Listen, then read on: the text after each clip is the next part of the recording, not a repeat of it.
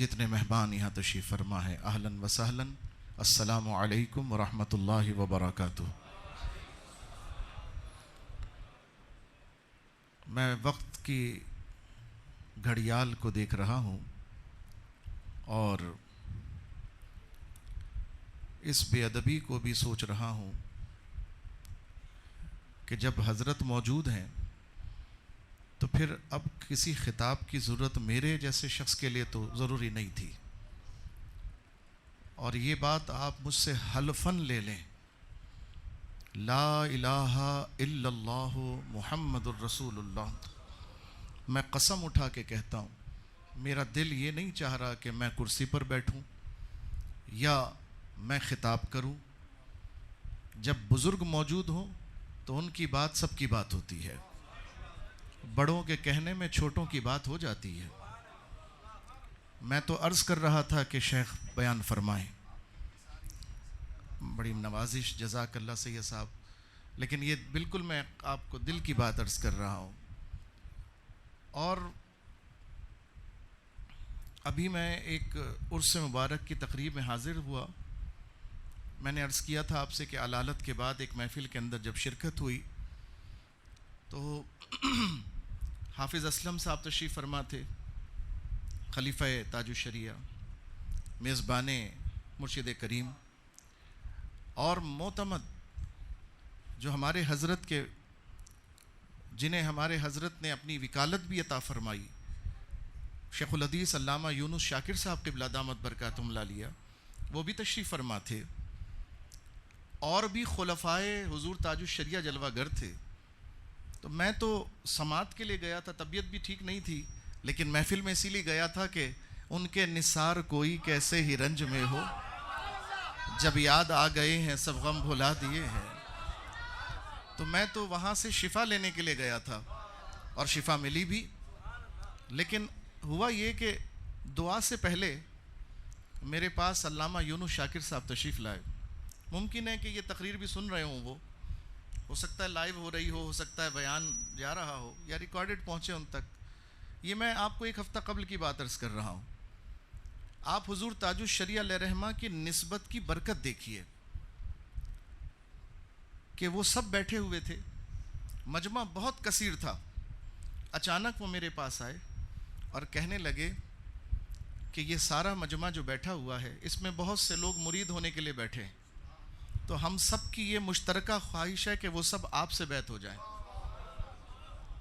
میں حیران رہ گیا، میں نے کہا کیا بات کرتے ہیں آپ، یہ میں کیسے کر سکتا ہوں؟ آپ موجود ہیں، حافظ اسلم صاحب موجود ہیں، اتنے خلفاء موجود ہیں، تو یہ میری مجال کیا، میری جرت کیا؟ تو واللہ میرا تو رنگ اڑ گیا اور مجھے گھبراہٹ شروع ہو گئی۔ میں نے کہا حضرت کیوں میری آزمائش لے رہے ہیں؟ میں اس قابل نہیں ہوں، ویسے ہی بیمار آدمی ہوں، آپ مجھ پہ بوجھ نہ ڈالیے۔ آپ حیران ہوں گے، میں نے انہیں بڑا منا لیا، میں سمجھا بات مکمل ہو گئی، لیکن دعا سے پہلے جو میزبان محفل تھے وہ بھی حضور تاج الشریعہ کے غلام تھے اور مفتی تھے، مفتی فضل سبحان صاحب قبلہ دامت برکاتہم العالیہ۔ انہوں نے اعلان کیا کہ سارے خلفاء موجود ہیں اور سب کی مشترکہ یہ خواہش ہے کہ جو لوگ اس وقت بیعت ہونے کے خواہش مند ہیں وہ قبلہ زمان جعفری سے بیعت ہو جائیں۔ آپ یقین کریں کہ میں حیران رہ گیا، یہ ایثار، یہ قربانی، یہ وسعت، یہ دل کا بڑا ہونا، یہ واللہ یہ فیض تاج الشریعہ کے علاوہ کچھ نہیں کہا جا سکتا، کہ یہ اس نسبت کی برکت تھی کہ ہم کرسی پہ بٹھائے جائیں کہ نہ بٹھائے جائیں، ہمارا نام پوسٹر پر آئے یا نہیں آئے، آپ ہمارا نعرہ لگائیں یا نہیں لگائیں، بلکہ تو لگنا ہی نہیں چاہیے۔ ہمارے قائد نے تو سکھا دیا کہ غلام کا نعرہ نہیں لگتا، نعرہ لگے گا تو آقا کا نعرہ لگے گا۔ جی لبیک لبیک لبیک یا رسول اللہ، لبیک لبیک لبیک یا رسول اللہ، لبیک لبیک لبیک یا رسول اللہ، لبیک لبیک لبیک یا رسول اللہ۔ انہوں نے سکھا دیا، سبق پڑھ لینے کے بعد بھولنا نہیں چاہیے۔ ابھی یہاں نعرے لگ رہے تھے، آپ یقین کریں مجھے تکلیف ہو رہی تھی۔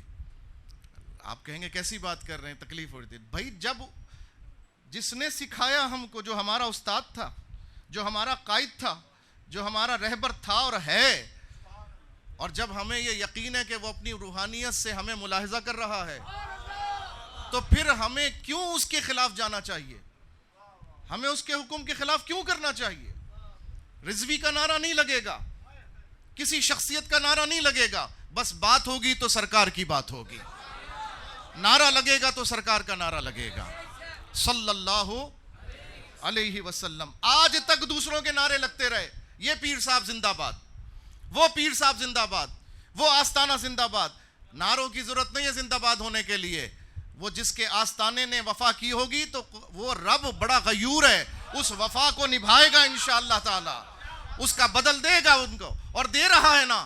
آج بھی حق فرید بابا فرید ہو رہا ہے، آج بھی داتا داتا ہو رہا ہے، آج بھی ہو رہا ہے نا، یہ اس بات کا ثبوت ہے۔ تو خادم حسین رضوی صاحب رحمت اللہ تعالی علیہ کے ماننے والوں، اتنا کچا عقیدہ کیوں ہے تمہارا کہ ابھی تو 2 سال ہوئے ان کو گئے ہوئے اور آپ نے ان کی بات بھلا دی؟ نہیں جناب، آپ جب تک بھلاتے رہیں گے دنیا آپ کو بھلاتی رہے گی۔ آپ ان کو یاد رکھیں، ان کی بات یاد رکھیں، قیامت تک آپ کو بھی دنیا یاد رکھے گی۔ تو حضور تاج الشریعہ، توجہ، حضور تاج الشریعہ، میں تقریر نہیں کروں گا، میں جو بات کر رہا ہوں وہ دل کی بات کر رہا ہوں، چند باتیں پیغام کے طور پر عرض کرتا ہوں، تقریر حضرت فرمائیں گے، ہم سب حضرت کی گفتگو سنیں گے، پیغام کے طور پر عرض کر رہا ہوں۔ میرے عزیز، حضور تاج الشریعہ کی نسبت کی سب سے بڑی برکت، اللہ تعالیٰ نے ہمیں ایمان عطا فرمایا، یہ سب سے بڑی برکت ہے۔ اور ایمان کیا ہے؟ ایمان کسے کہتے ہیں؟ اس کی تعریف بھی سن لیں، ان کے ہی دادا نے کہا تھا، انہیں جانا انہیں مانا، نہ رکھا غیر سے کم، یہ ہے ایمان۔ اور جو آج یہ نعرہ لگا کر بھی غیر کی طرف دیکھے اور غیر سے جب بھی ہمارے حضرت سید صاحب ادھر تشریف لائے، سید صاحب ادھر تشریف لائے، ادھر تشریف لائے، یہاں بیٹھیے۔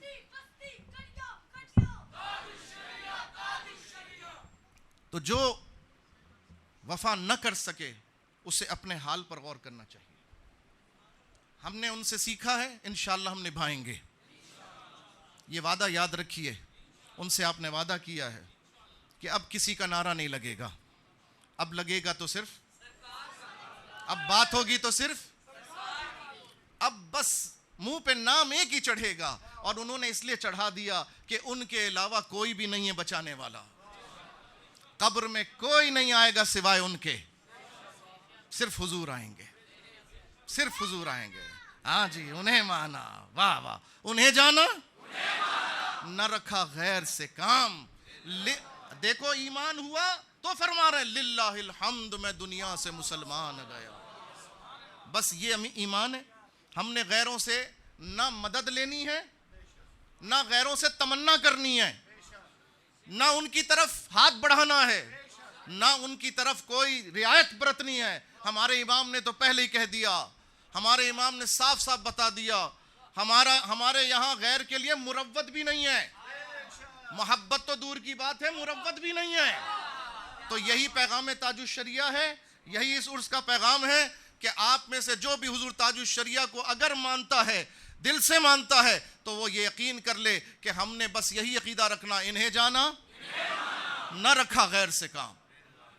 اپنی جھولی کو کسی غیر کے سامنے نہیں پھیلانا، ہم نے پھیلانا ہے تو اپنے سامنے پھیلانا ہے، اپنوں کے سامنے پھیلانا۔ یہ ہے ہمارے بزرگ، یہ ہے ہمارے چمکتے چہرے۔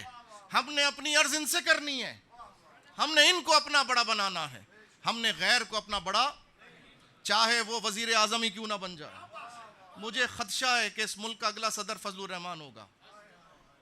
یہ اس قوم کی بدنصیبی ہے، جیسی قوم ہوگی ویسے ہی اس کے حکمران ہوں گے۔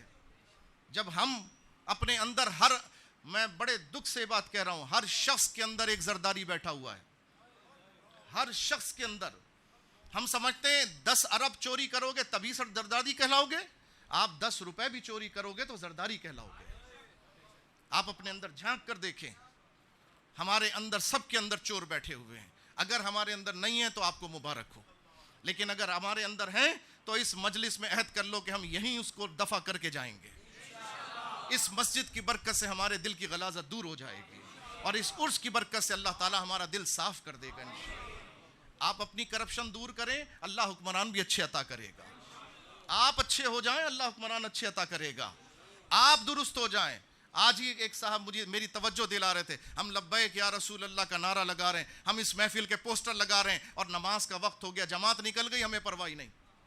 نہیں جی، ایسے دین نہیں آئے گا تخت پر، ایسے دین تخت پر نہیں آئے گا۔ ہاں، پوسٹر لگانے سے بھی آئے گا، نعرہ لگانے سے بھی آئے گا، لیکن باجماعت نماز پڑھنے سے بھی آئے گا۔ آپ نے نماز بھی پڑھنی ہے، آپ نے اپنا حلیہ بھی مسلمانوں والا بنانا ہے، آپ نے اپنا لباس، اپنی چال، اپنی ڈھال، اپنے اخلاق، اپنے اطوار، اپنے کردار، اپنی گفتار، سب کو حضور علیہ السلام کی محبتوں میں ڈھالنا۔ آپ کا پوسٹر کوئی پھاڑ دے تو ماں بہنیں کر دیں، یہ ہماری تربیت نہیں ہے۔ اگر آپ کو کوئی آپ کے پسندیدہ پوسٹر لگانے کی اجازت نہ دے تو آپ کیا گالی دینا شروع کر دیں مسلمان کو؟ نہیں جناب، ہم نے اپنے اخلاق و کردار سے دل جیتنا ہے۔ ہم تو جھوٹی روایتیں پڑھ پڑھ کے یہ سناتے رہے کہ وہ بڑھیا یوں پھینکتی تھی اور حضور اس کی بھی خیریت پوچھنے پہنچ گئے۔ معاذ اللہ، ہم نے تو جھوٹ بنا بنا کے کر لیا۔ تو بھائی، ہم جھوٹ پر اتنا یقین کر رہے ہیں، سچوں پہ کیوں نہیں یقین کرتے؟ کیوں نہیں اپنے دل اپنے سنیوں کے لیے کھول دیتے؟ اپنوں کے لیے کھول دیجئے، غیروں کی اس دل میں کوئی گنجائش نہیں ہے۔ پہلا پیغام تاج الشریعہ یہ ہے۔ حضور تاج الشریعہ نے ساری زندگی صلح کلیت کے خلاف بسر کی۔ سیدی اعلیٰ حضرت نے ساری زندگی رد وہابیت میں بسر کی۔ آپ تو فرماتے تھے فقیر کام رد وہابیت ہے، آپ تو اپنے کام کا تعارف ہی یہی فرماتے تھے۔ اور آپ کے بیٹا ایکو نہیں کھولو، جیسے پہلے تھا ویسے ہی کر دو، جزاک اللہ۔ اور آپ کے شہزادے کا کام یہ ہے، آپ نے ساری زندگی صلح کلیت کی مخالفت فرمائی۔ صلح کلیت کس کو کہتے ہیں؟ سب اچھے، سب صحیح، بھائی سب کلمہ گو، بھائی سب مسلمان۔ نہیں، سب مسلمان نہیں ہیں۔ مسلمان ہر شخص، ہر کلمہ پڑھنے والا مسلمان نہیں ہوتا، ورنہ تو گاندھی بھی کلمہ پڑھتا تھا، کیا مسلمان تھا؟ وہ تو پاروں کی آیت بھی تلاوت کر کے سناتا تھا، کیا مسلمان تھا؟ ارے ایکٹر کتنے ہیں جو کلمہ پڑھتے ہیں، کیا مسلمان ہو گئے؟ یہ سب ایکٹر ہیں۔ جس طرح ایکٹر مسلمان نہیں ہوتے، جس طرح ایکٹر فلم میں ایکٹنگ میں کلمہ پڑھ کر بھی سنا دیں، نعت بھی سنا دیں، گانا کوئی قوالی بھی سنا دے، تب بھی مسلمان نہیں مانتے، ان کو کیوں مان لیتے ہو؟ یہ بھی ایکٹر ہیں، یہ جتنے ہیں یہ ایکٹر ہیں۔ ہمیں صلح کلیت سے دامن بچانا ہے اپنا۔ دوسرا پیغام یہ لے کے جانا ہے آپ نے، حضور تاج الشریعہ کے بزم کی محفل سے اٹھ کے جائیے، یہ عقیدہ، یہ عہد کر کے جائیے، حق وہی ہے جو اہل سنت و جماعت حنفی بریلوی کے اندر ہے، بس اس کے علاوہ کوئی حق نہیں ہے، سب ناحق ہیں۔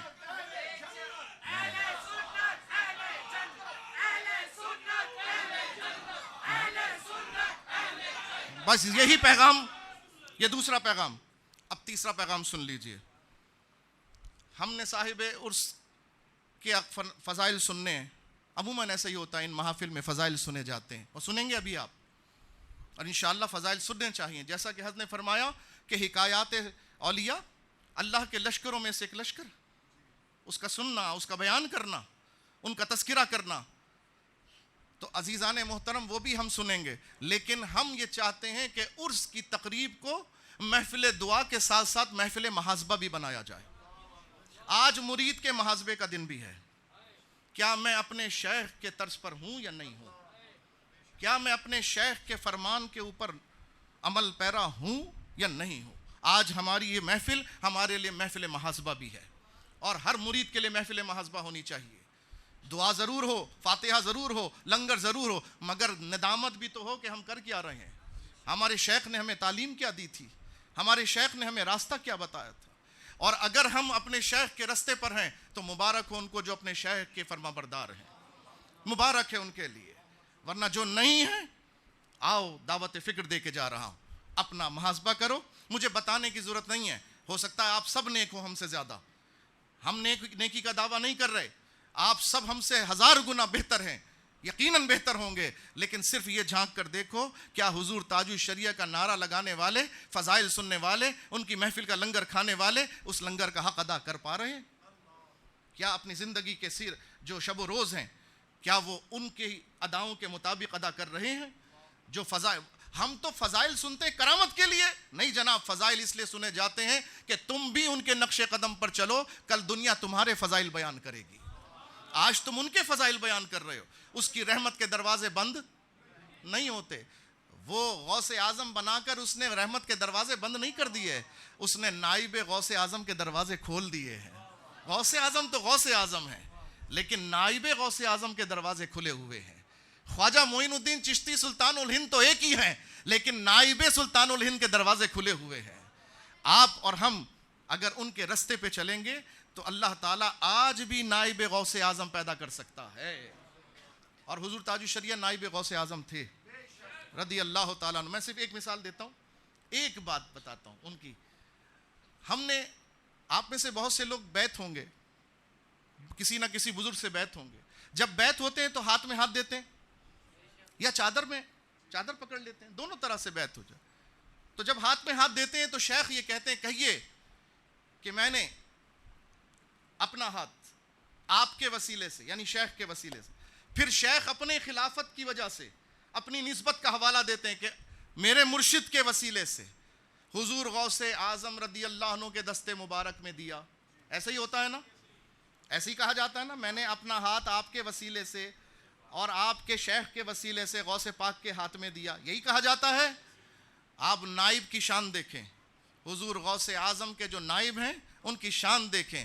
حضور تاج الشریعہ رحمت اللہ تعالی علیہ رضی اللہ تعالی عنہ، آپ ایسے نائب غوث اعظم ہیں کہ آپ جب بیعت فرماتے تو آپ نے کبھی یہ نہیں کہا کہ یہ کہو میں نے آپ کے وسیلے سے، میں نے آپ کے شیخ کے وسیلے سے۔ حضرت نے بس فرماتے کہو میں نے اپنا ہاتھ غوث پاک کے ہاتھ میں دیا، ڈائریکٹ میں نے اپنا ہاتھ غوث پاک کے ہاتھ میں۔ گویا جس کے ہاتھ میں ہاتھ دے رہے ہیں وہ اس شان سے اعلان کر رہا ہے کہ یہ ہاتھ میرا ہاتھ نہیں ہے بلکہ نائب غوث اعظم کا ہاتھ ہے۔ تو ہم نے ان سے محبت کی ہے، ہم ان کا تذکرہ کر رہے ہیں، تو پیغام بھی لے کر جائیں۔ پہلا پیغام کیا تھا؟ بھول گئے؟ انہیں جانا، یہ ہے ایمان، بس اس ایمان پہ پیرو ہونا ہے ہم نے۔ دوسرا عقیدہ یہ تھا، دوسرا پیغام یہ تھا صلح کلیت سے نفرت۔ ہم نے صرف اپنے کو گلے لگانا ہے، غیر کی ہمیں ضرورت۔ ارے ہمارے اکابر تو کہتے تھے تم سب ایک ہو جاؤ مل کر، اگر وہ بھی کر دو تو سب بہہ جائیں۔ میں مسجد کی مبارک فضا کے اندر ایسی بات نہیں کرنا چاہتا، لیکن سمجھ گئے نا کیا کر دیں تو کیا ہو جائے۔ لیکن اب یہ صرف خام خیالی ہے، اس لیے کہ ہم ٹکڑوں میں اتنے بٹ چکے ہیں، اتنے ٹکڑوں میں بٹ گئے۔ کاش کہ ہم جیسا ہمارے قائد نے ہمیں پیغام دیا، واللہ میں سمجھتا ہوں کہ یہ اللہ کی طرف سے ہمارے لیے نعمت تھی، جس کی ہم اگر قدر کر سکیں تو یہ نعمت آگے بھی بڑھتی جائے گی۔ یہ تحریک لبیک یا رسول اللہ ہمارے لیے نعمت ہے۔ کیوں نعمت ہے؟ سن لیجئے، ہم تحریک کے بننے سے پہلے پنجابی تھے، مہاجر تھے، پٹھان تھے، بلوچی تھے، سندھی تھے، ہزارہ کے تھے، فلاں تھے، سب نے اپنی اپنی جماعتیں بنائی ہوئی تھی۔ لیکن جب تحریک وجود میں آئی تو ساری زبانوں کا تعارف پیچھے رہ گیا اور لبیک یا رسول اللہ سب کا اجتماعی نعرہ بن گیا۔ تو یہ نعمت تھی۔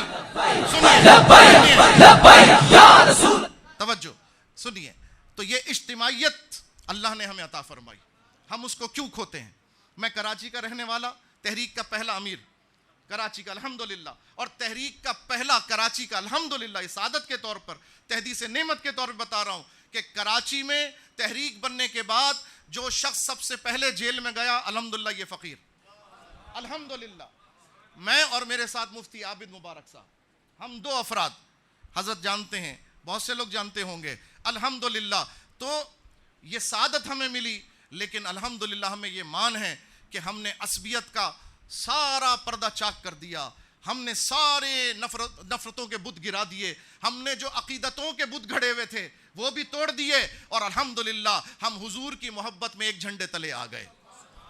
تحریک لبیک کی یہ برکت ہے۔ اگر یہ اسی طرح چلتی رہی تو کامیاب رہے گی، لیکن اگر یہ علامہ خادم حسین رضوی رحمت اللہ تعالی علیہ کے انداز اور مشن سے ہٹ گئی، میرے منہ میں خاک، اللہ نہ کرے ایسا ہو، اگر ہٹ گئی تو پھر وہ برکت قائم نہیں رہے گی، پھر اس کا بھی وہی حال ہوگا جو دیگر جماعتوں کا ہماری ہو گیا۔ تو دعا کریں اللہ تعالیٰ ہماری اس جماعت کو متحد کر دے، ہماری اس جماعت کو ہماری قوت بنا دے انشاءاللہ، جس کا موٹو صرف ایک ہے کہ بس انہیں جانا انہیں مانا. یہی پیغام ہے. تیسرا، چوتھا اور آخری پیغام سن لیجئے. حضور آپ نے ابھی سنا، حضرت نے میرے تعارف کے اندر کہا، میں بھی کہتا ہوں اور یہ بات یہ بھی تحدیث نعمت کے طور پر عرض کرتا ہوں، الولد سر لابیہ. عربی کا مقولہ ہے کہ بچے کے اندر باپ نظر آتا ہے. باپ کی اگر خوبی دیکھنی ہو تو بچے کو دیکھ لو. باپ کا عکس ہے بچہ، ہوتا ہے نا، ہمارے یہاں بھی کہا جاتا ہے کہ بچے کو دیکھ کر باپ کا پتہ چلتا ہے. اس لیے میرے بچوں اچھے کام کرنا، ورنہ دنیا میں تمہارے باپ تمہاری وجہ سے بدنام ہو جائیں گے. کام تم کرو گے غلط اور بدنام کون ہوگا؟ لوگ کہیں گے باپ ایسا ہوگا، تربیت ایسی کی ہوگی، تمہارے پیر بدنام ہو جائیں گے، لوگ تمہارے پیروں کو اوپر نام لگا دیں گے. اس لیے اس محفل سے یہ پیغام بھی لے کے اٹھو، اپنے آپ کو تقوی اور طہارت میں لے کر آؤ، اپنی سوچ، اپنی نظر، اپنے انداز کو حیا کے اندر لے کر آؤ، تقوی اور طہارت اختیار کرو. اور آخری پیغام یہ عرض کر رہا تھا، الولد سر لابیہ.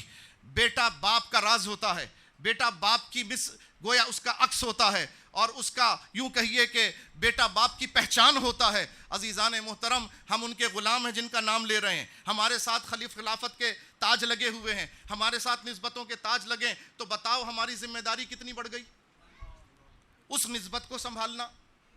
کوئی ہمیں اگر پینٹ شرٹ میں دیکھے گا، مثال دے رہا ہوں حضور، نصر اللہ بھائی سے معذرت کے ساتھ ناراض نہ ہوئیے گا، میں ویسے کر رہا ہوں، اگر مجھے کسی نے پینٹ شرٹ میں دیکھا تو بتاؤ کیا تاثر قائم ہوگا؟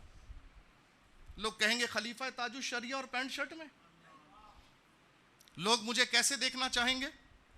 لوگ مجھے ایسے دیکھنا چاہیں گے، لوگ مجھے ایسے دیکھنا چاہیں گے، لوگ مجھے ایسے دیکھنا چاہیں گے. اسی طرح نا، کیوں؟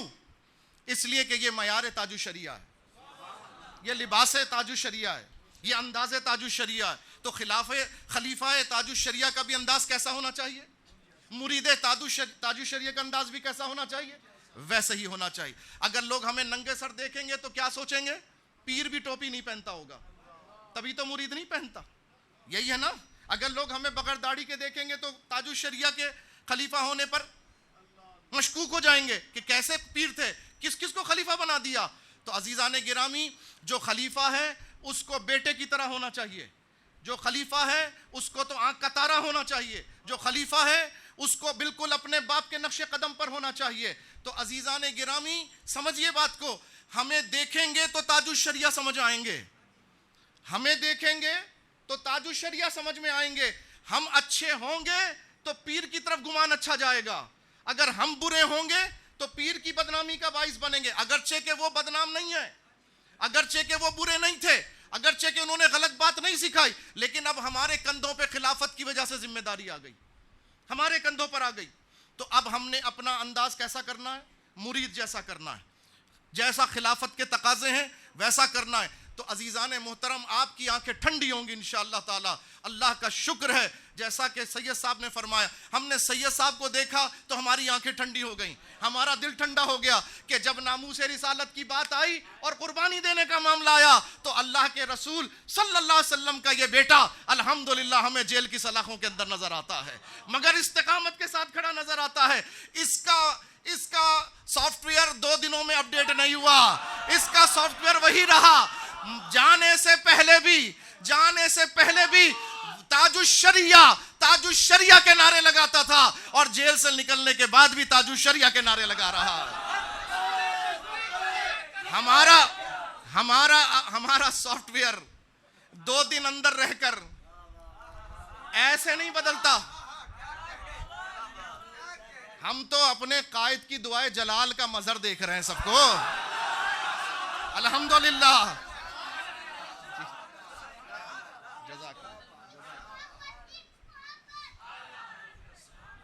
ہم تو اپنے قائد کی دعائے جلال کا منظر دیکھ رہے ہیں اور دیکھتے رہیں گے انشاءاللہ، کیونکہ اس قائد نے دعائے جلال خود سے نہیں کی تھی، یہ تو حضرت خبیب رضی اللہ تعالی عنہ کی، حضرت خبیب رضی اللہ تعالی عنہ نے جس وقت شہادت کے وقت 2 تمنائیں کی. ایک تو یہ تمنا کی، یا اللہ تو میرا حال جو ہے نا میرے آقا تک پہنچا دے، اور سرکار علیہ السلام نے مدینے میں جلوہ گر ہو کے اپنے غلاموں سے فرمایا میرے غلام کا حال یہ ہو رہا ہے.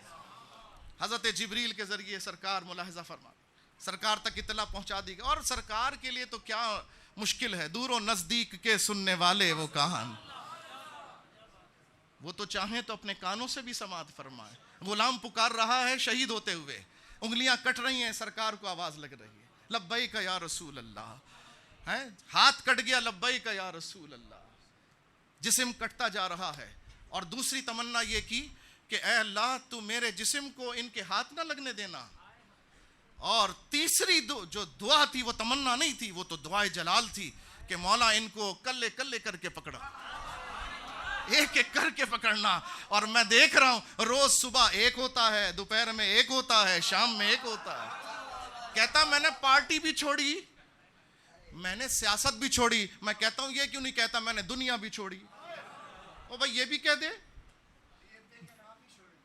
نہیں چھوڑتے. وہ ہمارے بڑے شاہ صاحب علیہ رحمہ فرماتے تھے ایک قوم ہے پاکستان کے اندر جو صحابہ کی منکر ہے اور گستاخ ہے, میں نام نہیں لیتا, بات پوری کر لیتا ہوں.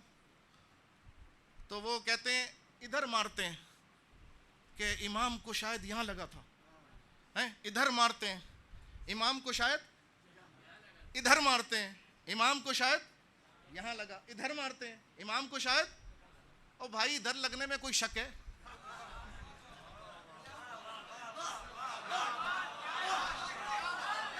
سیدھی سی بات ہے نا, ادھر مارتے ہیں شک ہے, شاید ادھر مارتے ہیں تو ہم بھی ماریں, شاید ادھر لگا تھا. او بھائی ادھر مارنے میں کوئی شک ہے نہیں ہے تو ایک ہی دفعہ مارو, ایک ہی دفعہ کر کے. تو پانچواں پیغام اور آخری پیغام وہ یہ ہے کہ بچے کو دیکھو گے تو باپ کا پتہ چلے گا, مرید کو دیکھو گے پیر کا پتہ چلے گا, خلیفہ کو دیکھو گے تو پیر کی حکمت کے اوپر گمان جائے گا, پیر کے فضل و کرامت پر گمان جائے گا. عزیزان گرامی, الحمدللہ ہم نے ان سے سیکھا اور بڑے مان سے بتا رہے ہیں کہ الحمدللہ قادیانیت کی پوری سرزمین کے اندر, یہ سرزمین صرف ربوہ نہیں ہے, یورپ اور افریقہ تک پھیلے ہوئے ہیں, امریکہ تک پھیلے, لیکن الحمدللہ پوری قادیانیت کی سلطنت کے اندر لرزہ طاری ہے. الحمدللہ یہ لرزہ میں دوسری دفعہ دیکھ رہا ہوں. ایک دفعہ میں نے فیض آباد کے دھرنے کے بعد دیکھا تھا جب ربوہ ٹائمز نے اپنے آفیشل ویب سائٹ کے اوپر لکھا تھا کہ پوری دنیا میں اس وقت قادیانیوں کا دشمن نمبر 1 خادم حسین رضوی ہے. اور جب یہ بات زندہ باد زندہ باد, جب یہ بات بابا جی کو بتائی گئی, آپ نے کہا شکر الحمدللہ کہ میرے آقا کا دشمن مجھے اپنا دشمن سمجھتا ہے.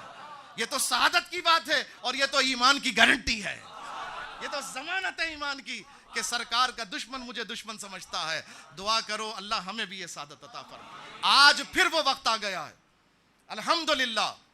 اس 60 سال سے جو 70 سال سے یہ جو ان کے گوردوارے بنے ہوئے تھے, ان کے ارتداد خانے بنے ہوئے تھے, اور جن پہ مسجدوں جیسی مینارے لگے ہوئے تھے اور ہم مسلمان کڑتے تھے. ہاں حضور یہ علماء بیٹھے ہوئے ہیں, آپ نے بھی کسی نہ کسی کو دیکھا ہوگا جہاں پہ قادیانیوں کی مرکز ہوگا اور اس کے اوپر مینار لگا ہوا ہوگا مسجدوں جیسا, دیکھا ہے جی؟ اچھا جی, آپ وہاں سے گزرتے ہوئے کیا سوچتے ہیں جی؟ لعنت بھیجتے ہیں, برا بھلا کہتے ہیں, اور آ کر اپنی مسجد میں 3 روزہ درس کرا دیتے ہیں. ان کو کیا نقصان ہوا؟ مینار کو کیا نقصان ہوا؟ ان کے ارتداد خانے پہ کیا اثر ہوا کچھ نہیں ہوا نا. ہمارے کڑنے سے, ہمارے درس سے, ہماری تقریر سے, ہماری تحریر سے, ہماری کتاب سے, ہمارے دروس سے, ہمارے ہفتہ عشرہ منانے سے, یہ بتاؤ ان کو کیا نقصان ہو رہا ہے؟ ان کی تو وہ وہی موجود ہے نا, دل کڑتا ہے کہ نہیں کڑتا؟ ارے بھائی کرنا کیا ہے, ہتھوڑا اٹھاؤ جا کے توڑو. کام کیسے ہوگا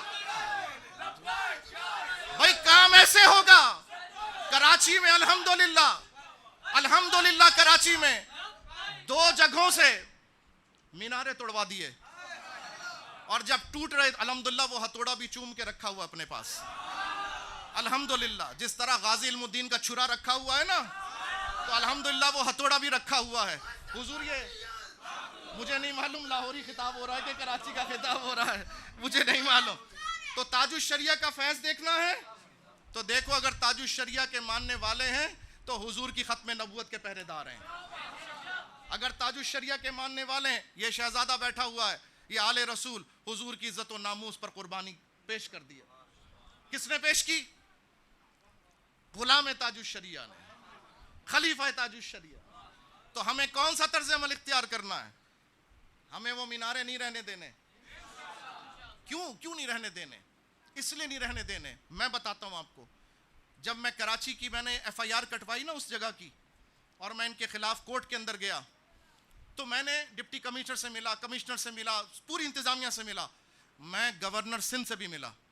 یہ جو ابھی پگلا گورنر آیا ہے نا, جو ابھی پگلا گورنر آیا ہے سندھ کا, میں اس سے بھی ملا. اچھا وہ پگلا ہے لیکن بعض باتیں بڑی زبردست ہیں, بڑی زبردست ہیں. میں اس سے ملا جا کر, اس لیے ملا, کیوں ملا, مجھے ملنے کی ضرورت نہیں تھی, لیکن اس لیے ملا کہ اس نے 12 ربیع الاول کو 4 سنبھالا, اور اس نے حضور کے نام پر انگوٹھے چومے, اور اس نے یہ کہا گورنر بنتے ساتھ ہی کہ میری خواہش ہے کہ جس طرح پنجاب میں ختم نبوت کا کالم نکاح نامے میں شامل کر دیا گیا, سندھ میں بھی ہونا چاہیے. ہمارے دل میں قدر ہو گئی. ہم تو حضور کے نام پہ بک جاتے ہیں, ہم تو حضور کے نام پہ بکتے ہیں نا.